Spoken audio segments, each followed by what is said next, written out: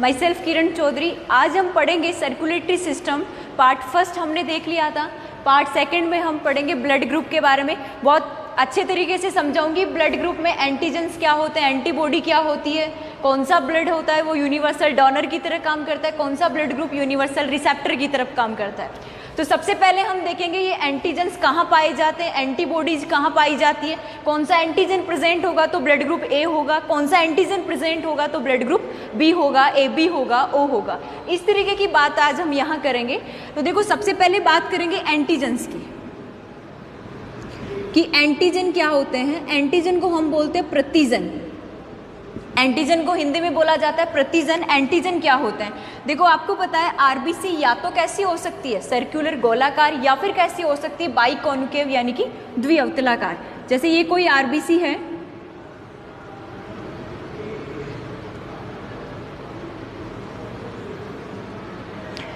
देखो जो एंटीजेंस पाए जाते हैं, जो प्रतिजन पाए जाते हैं वो होते हैं आरबीसी की सरफेस पे, आरबीसी की सतह पे। अगर आरबीसी की सतह पे एंटीजन ए उपस्थित है तो ब्लड ग्रुप कौन सा होगा हमारा, ये ब्लड ग्रुप है तो ब्लड ग्रुप होगा ए। अगर एंटीजन ए आरबीसी की सतह पे उपस्थित है तो ब्लड ग्रुप कौन सा होगा हमारा ए। अगर एंटीजन बी आरबीसी की सतह पे उपस्थित है तो हमारा ब्लड ग्रुप कौन सा होगा बी। अगर एंटीजन ए और बी दोनों आरबीसी की सतह पे उपस्थित है तो ब्लड ग्रुप कौन सा होगा हमारा ए बी। अगर ऐसी कोई आरबीसी जिसकी सतह पे कोई एंटीजन नहीं है तो वो अपना ब्लड ग्रुप कैसा हो गया ओ। ये बात हमें समझ में आई कि अगर ए एंटीजन है तो ब्लड ग्रुप कौन सा होगा ए, यदि बी एंटीजन है तो ब्लड ग्रुप कौन सा होगा बी। अगर दोनों एंटीजन साथ उपस्थित हैं, एंटीजन ए और एंटीजन बी, तो ब्लड ग्रुप कौन सा होगा हमारा ए बी। अगर कोई एंटीजन उपस्थित नहीं है तो हमारा ब्लड ग्रुप कौन सा होगा ओ। अब देखो एंटीजेंस तो देख लिए हमने कि ये इसके एंटीजेंस ब्लड ग्रुप हमें दे रखे हैं, ये ब्लड ग्रुप के क्या दे रखे हैं, एंटीजेंस दे रखे हैं। अब हम बात करेंगे यहाँ पे एंटीबॉडी की। ये एंटीबॉडी कहाँ होती है, देखो एंटीबॉडी आरबीसी के अंदर पाई जाती है, जबकि एंटीजेंस कहाँ पाए जाते हैं, आरबीसी की सतह पे, सरफेस पे। देखो एंटीबॉडी को हम बोल सकते हैं प्रतिरक्षी। एंटीबॉडी को हम क्या बोलेंगे, प्रतिरक्षी। अब ये एंटीबॉडी कहाँ पाई जाती है, देखो एंटीबॉडी आरबीसी के अंदर होगी। एंटीबॉडी अगर ब्लड ग्रुप ए है, आपको पता है हम एंटीजन दो ही प्रकार के पढ़ेंगे, या तो एंटीजन होगा ए या फिर एंटीजन कौन सा होगा बी। अगर एंटीजन ए उपस्थित है तो एंटीबॉडी कौन सी बनेगी, एंटीजन बी उपस्थित है तो एंटीबॉडी कौन सी बनेगी। देखो एंटीजन ए उपस्थित है तो एंटीबॉडी किसके खिलाफ बनती है, जो एंटीजन क्या होता है, एब्सेंट होता है। अगर एंटीजन ए प्रेजेंट है तो एंटीजन एब्सेंट कौन सा है बी, तो एंटीबॉडी किसके खिलाफ बनेगी, बी के खिलाफ। तो यहाँ बनने वाली एंटीबॉडी कौन सी होगी, एंटी बी एंटीबॉडी। कौन सी हो गई, एंटी बी एंटीबॉडी, जो किसके खिलाफ बनती है, ब्लड ग्रुप बी के खिलाफ या फिर एंटीजन बी के खिलाफ। अब इसकी बात करेंगे कि ब्लड ग्रुप जो बी होता है उसमें कौन सी एंटीबॉडी पाई जाती है। तो हम कैसे देखेंगे, देखो ब्लड ग्रुप बी में कौन सा एंटीजन एब्सेंट है, एंटीजन बी प्रेजेंट है लेकिन एब्सेंट कौन सा है, एंटीजन ए। तो ए के खिलाफ क्या बनेगी, एंटीबॉडी, और उसे हम क्या बोलेंगे, एंटी ए एंटीबॉडी।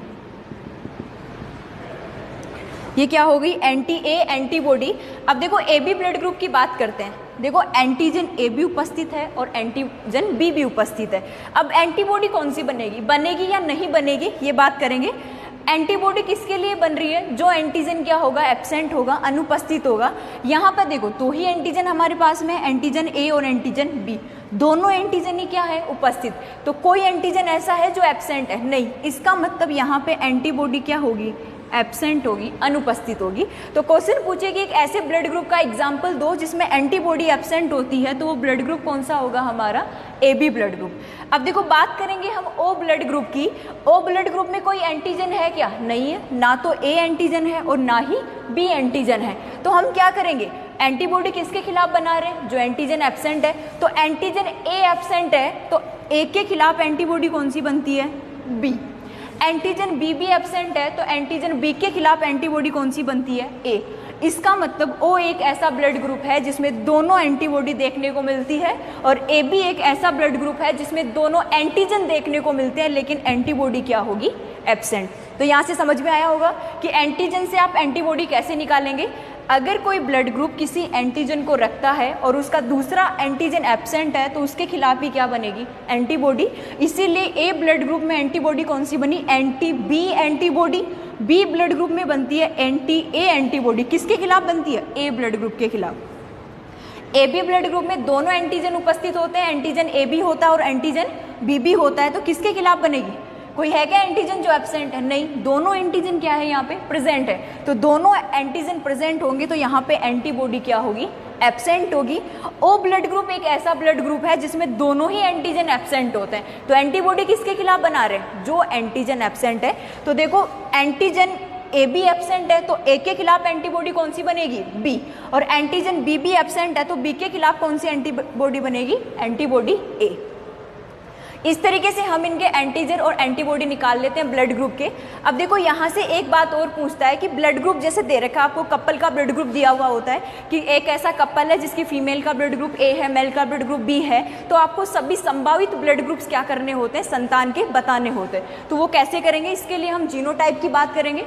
सबसे पहले इनका जीनोटाइप निकालेंगे।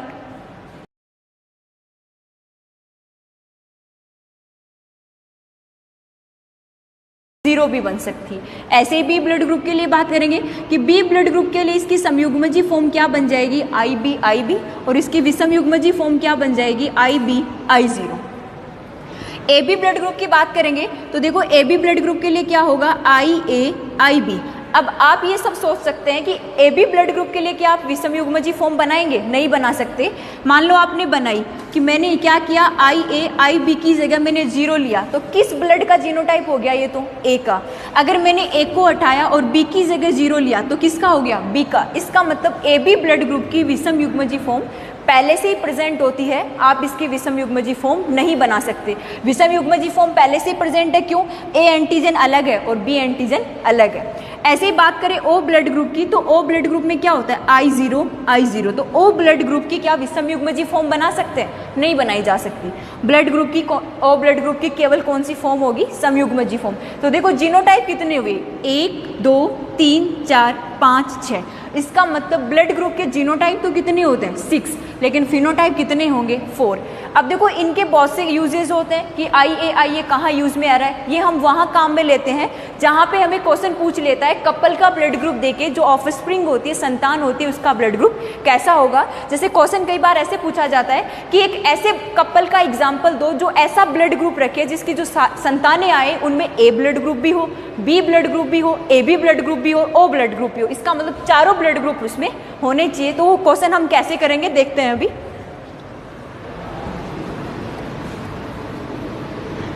देखो क्वेश्चन है, एक आपको कपल दे रखा है जिसकी फीमेल है, उसका ब्लड ग्रुप आपको दिया हुआ है A, और उसी कपल का जो मेल है उसका ब्लड ग्रुप दे रखा है B। अब देखो सबसे पहले क्वेश्चन में ये बोला गया है कि सभी संभावित जो ब्लड ग्रुप हैं वो आपको बताने होंगे। तो आप समयुग्मजी फॉर्म भी काम में लेंगे और विषमयुग्मजी फॉर्म भी काम में लेंगे। तो ए ब्लड ग्रुप की समयुग्मजी फॉर्म क्या होती है, IA, ये हमें पता है। और बी ब्लड ग्रुप की समयुग्मजी फॉर्म क्या होती है, IB। अब देखो फीमेल है तो इस ब्लड ग्रुप वाले क्या बनेंगे, एग बनेंगे, और मेल है तो इस ब्लड ग्रुप वाले क्या बनेंगे, स्पर्म बनेंगे। यहाँ से जो युग्मक बनेंगे, यहाँ से युग्मक बनेगा IA वाला, और इसके जो युग्मक बनेंगे वो कौन से बनेंगे, IB वाला। अगर ये वाला युग्मक इस युग्मक के साथ ऐड होता है तो क्या बनेगा, IB। तो ये ऑफस्प्रिंग ऐसी आएगी, ये संतति ऐसी आएगी जिसका ब्लड ग्रुप कैसा होगा, AB। अगर ये इसके साथ ऐड ना होके दूसरे के साथ ऐड होता है तो क्या बनेगा, IB। इसका मतलब इसका ब्लड ग्रुप भी कैसा आएगा, AB। अब दूसरे युग्मक की बात करते हैं। दूसरा युग्मक जब फीमेल मेल के युग्मक से जुड़ता है तो क्या बनेगा, IB। तो ये ब्लड ग्रुप भी कैसा हो गया, AB। अगर ये इसके साथ ना जुड़ के इसके साथ जुड़ता है तो क्या होगा, IB। तो ये ब्लड ग्रुप भी कैसा हो गया, AB। इसका मतलब यहाँ तो आप ये कह सकते हैं कि जितनी भी ऑफस्प्रिंग आएगी, जितनी भी संतति आएगी, वो 100% कौन से ब्लड ग्रुप वाली आएगी, AB वाली। कंडीशन कौन सी अप्लाई हो, समयुग्मजी। लेकिन अगर क्वेश्चन में ये दे रखा हो कि सभी संभावित ब्लड ग्रुप आपको बताने हैं तो आपको दोनों कंडीशन यहाँ पे क्या करनी पड़ेगी, अप्लाई करनी पड़ेगी। तो देखो एक कंडीशन हमने अप्लाई की है, दूसरी कंडीशन हम अप्लाई करेंगे विषम युग्मजी की कि फीमेल है और मेल है, ब्लड ग्रुप आपको वही ए और बी दिया हुआ है। विषम युग्मजी फॉर्म ए ब्लड ग्रुप की क्या बनती है, IA I0 और बी ब्लड ग्रुप की क्या बनती है, IB I0। यहाँ से गैमेट का निर्माण होता है, यहाँ से गैमेट बनेगा IA I0 वाला और यहाँ से जो गैमेट बनेगा वो कौन सा होगा, IB I0 वाला।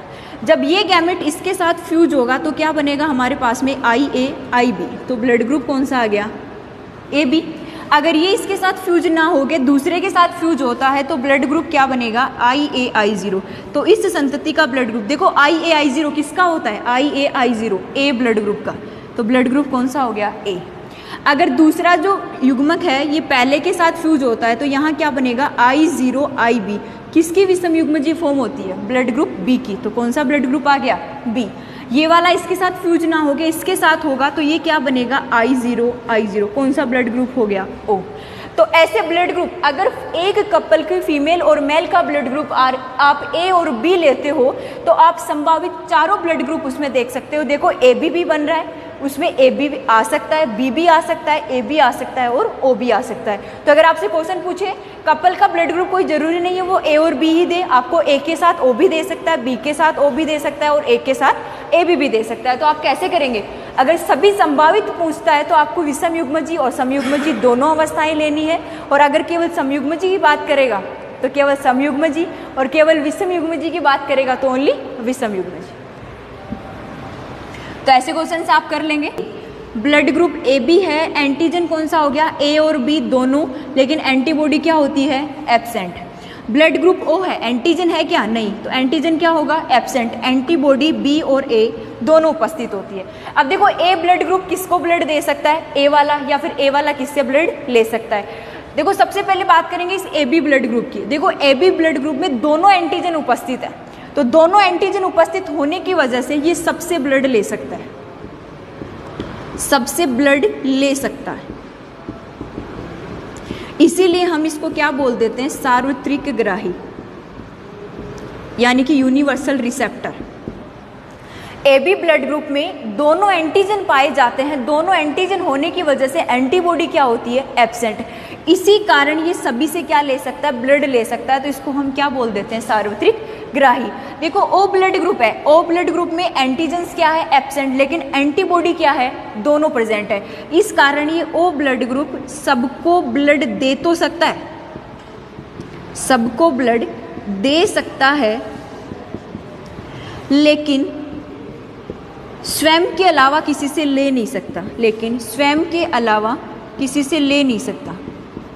इसका रीज़न क्या है, क्योंकि एंटीजन क्या है, एब्सेंट है। एंटीबॉडी दोनों प्रेजेंट होने की वजह से ये सबको ब्लड दे सकता है, लेकिन एंटीजन एब्सेंट होने की वजह से ये खुद के अलावा किसी दूसरे से ब्लड नहीं ले सकता। इसीलिए O ब्लड ग्रुप को हम क्या बोल देते हैं, सार्वत्रिक दाता, यानी यूनिवर्सल डोनर। तो आपसे क्वेश्चन पूछे कि सार्वत्रिक दाता ब्लड कौन सा होता है, यूनिवर्सल डोनर कौन सा होता है, तो आपका आंसर कौन सा आएगा, O। अगर आपसे पूछे सार्वत्रिक ग्राही, जो सभी से ग्रहण कर लेता है, वो ब्लड कौन सा होगा, आपका AB। अब बात करेंगे A और B की कि ये किससे दे सकते हैं और किससे ले सकते हैं। देखो सबसे पहले बात करेंगे हम लेने की, ये किससे लेगा, और फिर बात करेंगे देने की, ये किसको देगा। देखो A ब्लड ग्रुप वाला है, A को तो देगा ही देगा, या फिर A से तो लेगा ही लेगा। तो इसने A से ले लिया, पहला आपने किसने लिख लिया कि A वाला जो ब्लड ग्रुप है वो A से तो लेगा ही लेगा, क्योंकि एंटीजन क्या है, दोनों का सेम है। लेकिन बात करें B की, देखो B में एंटीजन कौन सा है, B। एंटीबॉडी किसके खिलाफ बन रही है, A के खिलाफ, तो क्या ये B से ले सकता है, नहीं ले सकता। बात करें AB से, तो देखो AB है वो सबसे ब्लड लेता है, लेकिन सबको दे नहीं सकता। AB में दोनों एंटीजन है, एंटीजन AB है और एंटीजन AB भी है, लेकिन ब्लड ग्रुप A में केवल कौन सा एंटीजन है, A एंटीजन, तो क्या ये AB से ले सकता है, नहीं ले सकता। लेकिन O ब्लड ग्रुप ऐसा ब्लड ग्रुप है जो सबको देता है, इसका मतलब A को भी देगा कि नहीं देगा, देगा।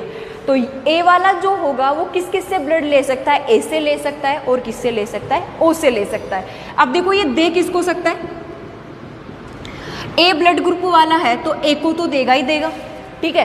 क्या बी को दे सकता है? नहीं दे सकता। क्यों नहीं दे सकता? देखो बी के अंदर एंटीबॉडी बन रही है ए, किसके खिलाफ बन रही है? ए ब्लड ग्रुप के खिलाफ, तो ये बी को तो नहीं दे सकता। बात करें ए बी की, ए बी को दे सकता है कि नहीं दे सकता? दे सकता है। क्यों? क्योंकि एंटीबॉडी क्या होती है? एब्सेंट। और ए बी क्या कर सकता है? सबसे ब्लड लेता है, सार्वत्रिक क्या होता है? ग्राही होता है। इसका मतलब ये किसको ब्लड दे सकता है? ए बी, लेकिन ओ को नहीं दे सकता। तो ए वाला जो प्रश्न होगा जिसका ब्लड ग्रुप ए है वो ए से ले सकता है, ओ से ले सकता है, लेकिन दे किसको सकता है? ए और ए बी को। किसको दे सकता है? ए और ए बी को। ओ वाले को नहीं देगा क्योंकि ओ वाला केवल ओ से ही लेगा, खुद से ही लेगा। ऐसे बी की बात करें, देखो सिंपल वे में बात है कि बी को तो बी वाले से तो क्या कर सकता है? ले सकता है, क्योंकि बी का एंटीजन है और इसमें भी एंटीजन किसका होगा? बी का। अब बात करें ए का कि क्या ये ए से ले सकता है? नहीं। क्यों?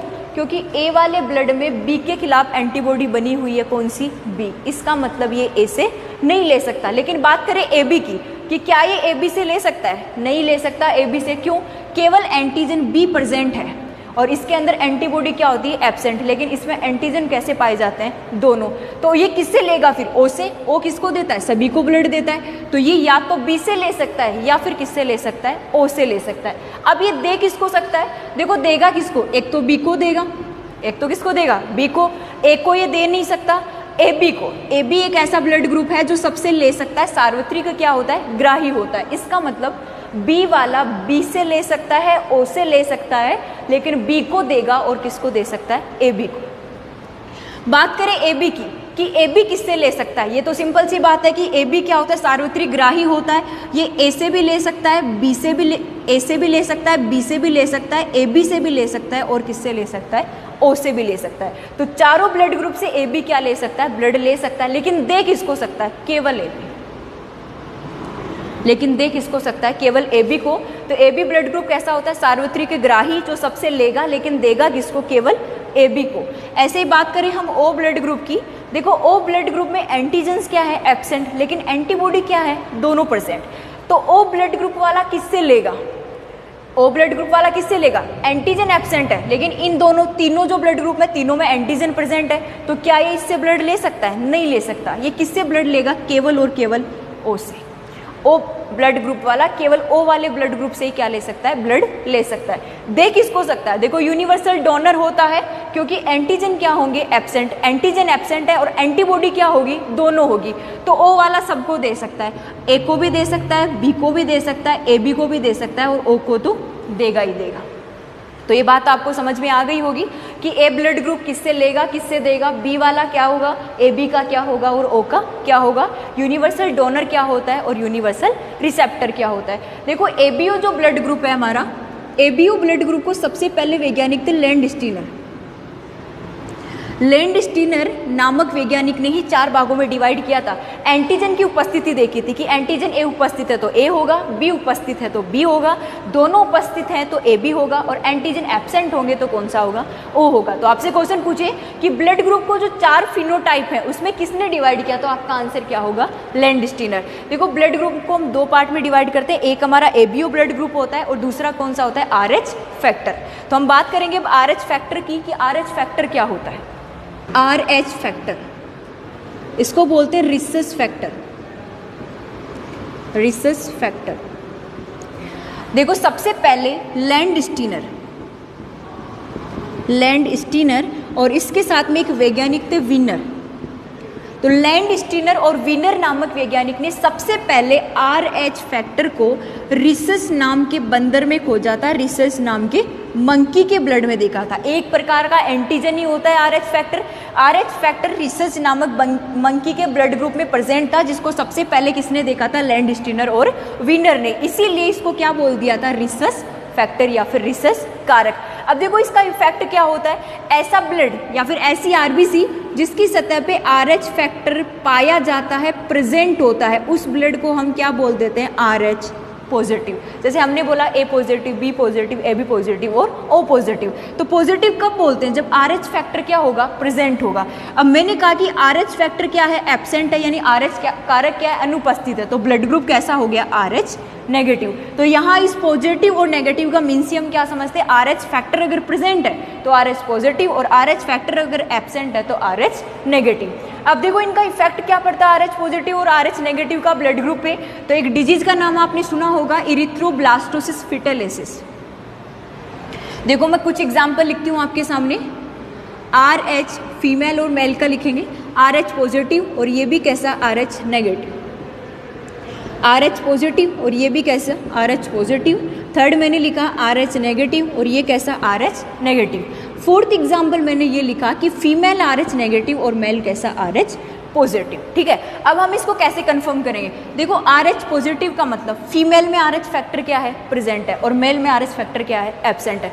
RH जो पॉजिटिव होता है यानी RH फैक्टर प्रेजेंट होगा तभी तो आएगा, एब्सेंट होगा तो आएगा क्या, नहीं। तो RH फैक्टर किस में प्रेजेंट है, फीमेल में। इसका मतलब इनकी जो ऑफ स्प्रिंग आएगी वो कैसी आएगी, RH पॉजिटिव वाली। क्यों, कोई फैक्टर उपस्थित होगा तभी तो आएगा, तो किसी एक में उपस्थित है तो आएगा कि नहीं आएगा, आएगा।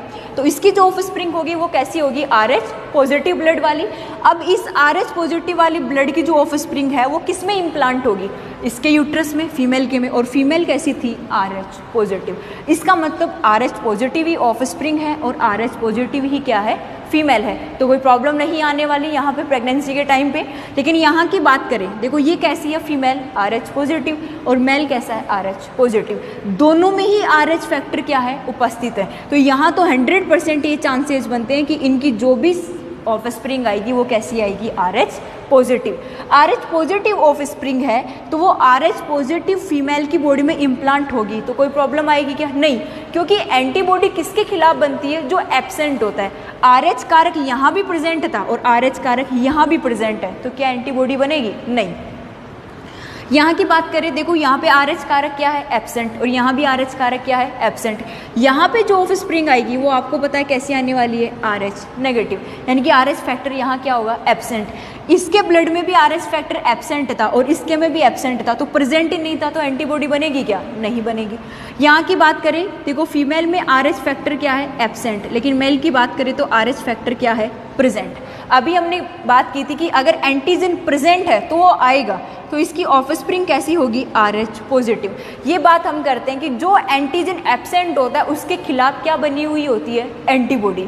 तो ये ब्लड कैसा था, RH नेगेटिव, ऑफ स्प्रिंग कैसी है, RH पॉजिटिव।